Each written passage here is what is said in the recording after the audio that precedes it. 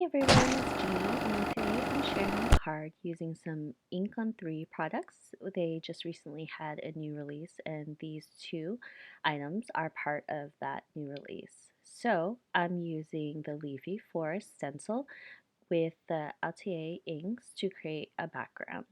So I set out to create this card and I had an idea in mind, and it actually turned out to be two cards. And we'll go through why and how I get there through this video. So I am going in and ink blending with the Atelier inks.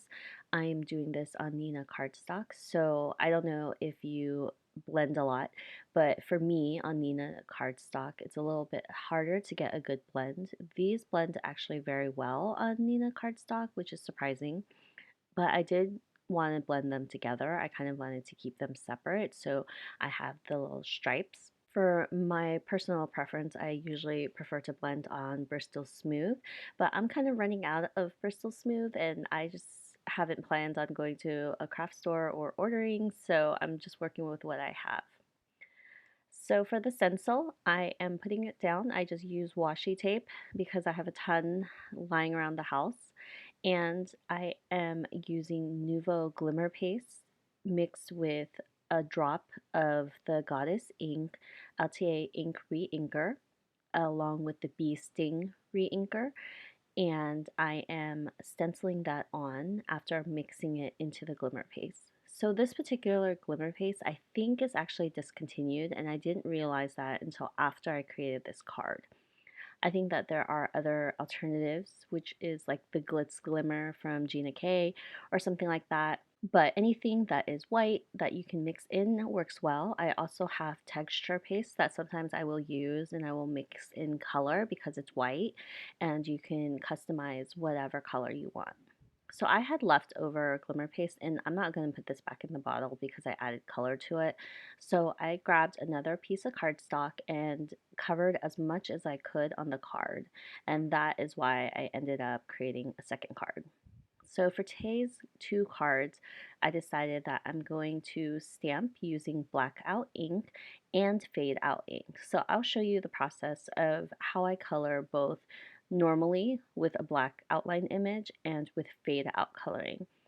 The technique is pretty similar, but it does have a few differences because of the fade out ink. You have to account for the lines not showing the contrast of the images, and you have to color accordingly.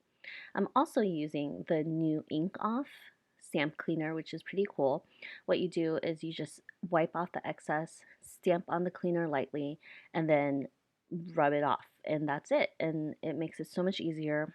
If you don't like sprays, this is a good alternative as well.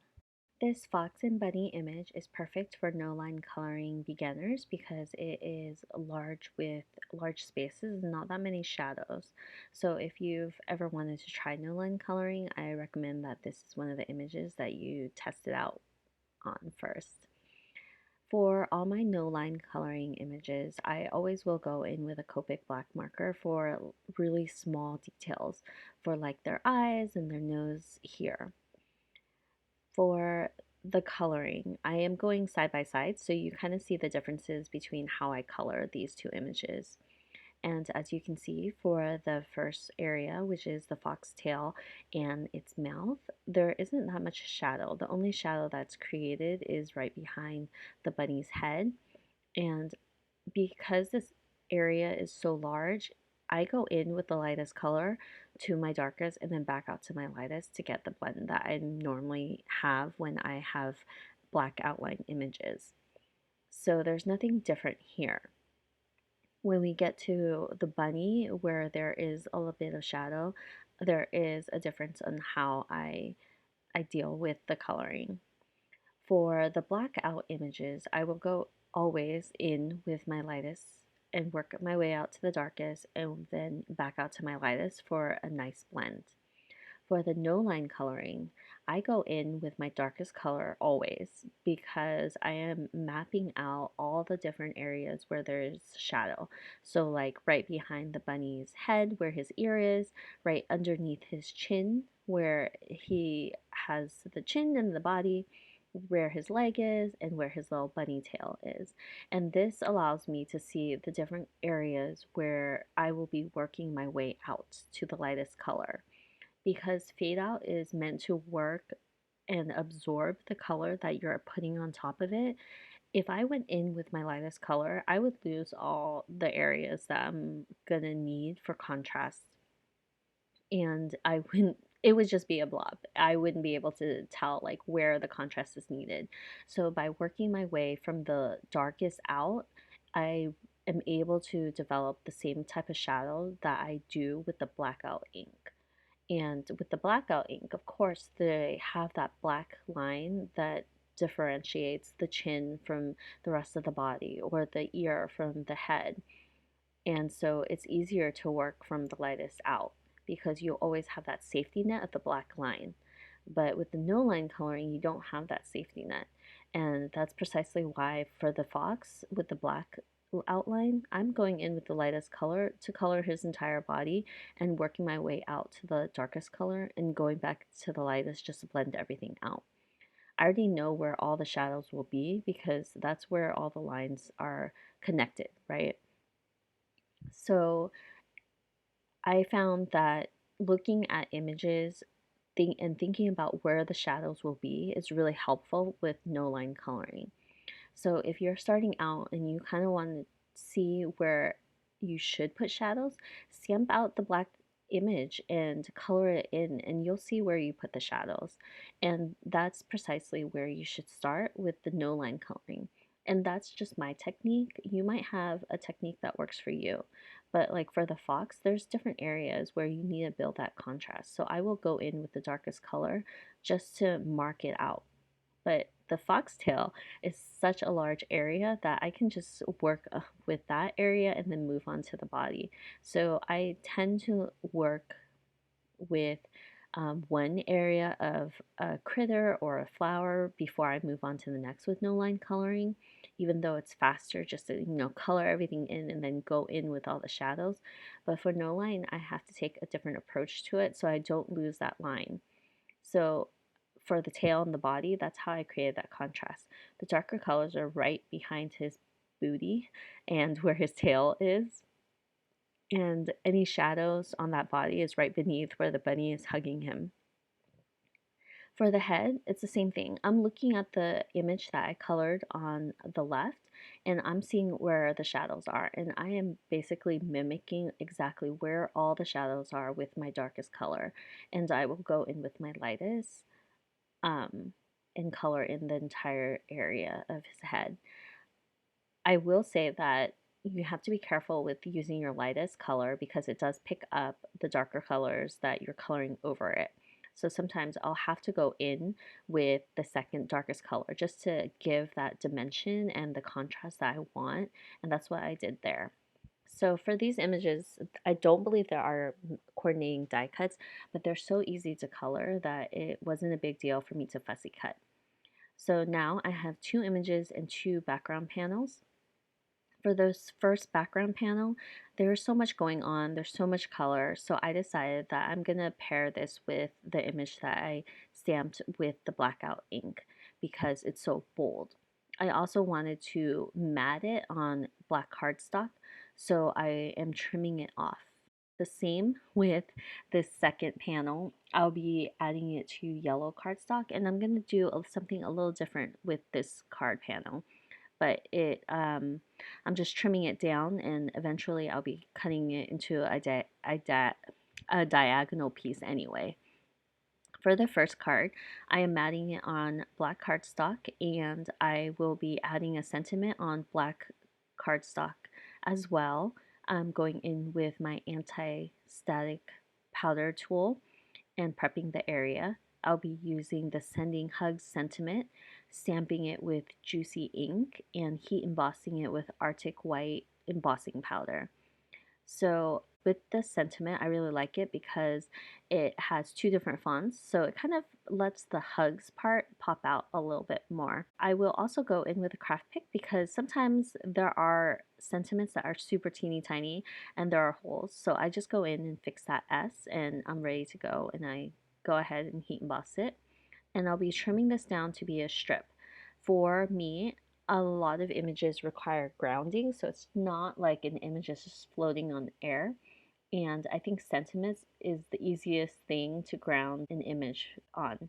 So this strip will be where the fox and bunny will be standing on. And I think it's perfect for this card because the background has so much going on. It's bright and bold and it's got a lot of glitter and color that it doesn't need anything else. I am popping it up on foam tape just because I felt like it. Sometimes I do, sometimes I don't. I do have this foam tape that I want to use up, and I just decide I'm going to pop it up, and it adds a little bit of dimension along with the glitter, so it's kind of fun. So I'll adhere that to the black cardstock, and I realized honestly that I put the panel on the wrong side of the card. It folds funny. I put the fox down and it's just not the right fold. It would be folding your opening to your right instead of to your left, and I end up trimming that down into its own card panel and putting it on a white cardstock base because I just couldn't leave it as is. I always make this mistake. I don't know why. I never double check until after I glue everything down, but I'm sure that's happened to you too. So I use my tea ruler to line up that sentiment, and I'll add adhesive to the fox and the bunny. I really like this tape, which is from Crafter's Companion. It's pretty cheap. It comes in a large pack, and I think that the adhesive is really strong. So I will do that, and I will add a little glue to the areas of its ears and its legs because it is really hard to have things adhere to glimmer paste because of the texture. So that's why I really like using adhesive tape versus glue. Sometimes I just don't think that the glue will stick to that glitter because of the texture, and you know, so I like to do a mixture of both adhesive tape and liquid glue for adhering to like textured panels. So that's it for this card. I don't think you need to add anything else. It's so simple, and the background kind of speaks for itself.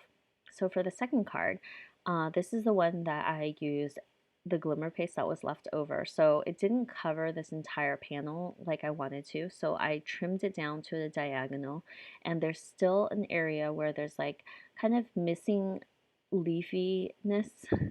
And so I want to cover it up. So I would adhere that diagonal panel directly onto that yellow cardstock.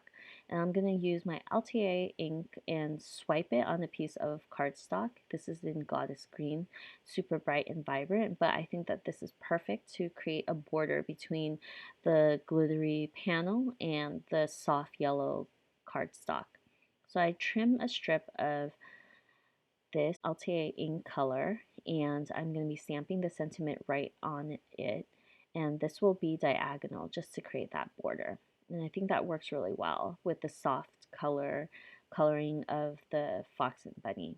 So I'm going to actually pop this up on foam tape because the panel is kind of uneven on the cardstock, and I kind of want to make it not so obvious, and I do so by putting the foam tape on it. So you don't notice that there is a bit of unevenness between the two pieces of paper. So I trim that off with my scissors, and I pop my fox and bunny up on a ton of foam squares. I don't know why I did this. I realized that after that I should just use my foam tape instead of adding a million squares on the back of this, but I saved you the trouble of watching me do that, so I edited most of it out, and I'm just popping it right onto the panel. And I thought that the bottom was kind of plain compared to the glittery top panel, so I added a few embellishments. I think these are unicorn tears from Trinity Stamp. I wanted something to add to the card so it kind of coordinated with the other card, which had the black. So I used a piece of washi tape. It's from Doodlebug. It's called Tuxedo Stripes, and I use this on a lot of my cards because it adds that little nice accent to any card panel. And this actually makes these two cards kind of coordinate because it just has the same kind of elements, same kind of colors.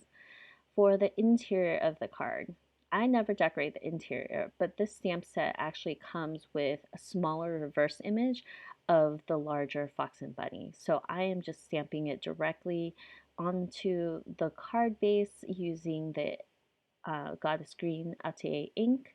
And I think that adds a very cute element just for someone when they open the inside of the card. So that's the same image, just in a smaller size right inside, and it's mirrored, and I think it's really cute.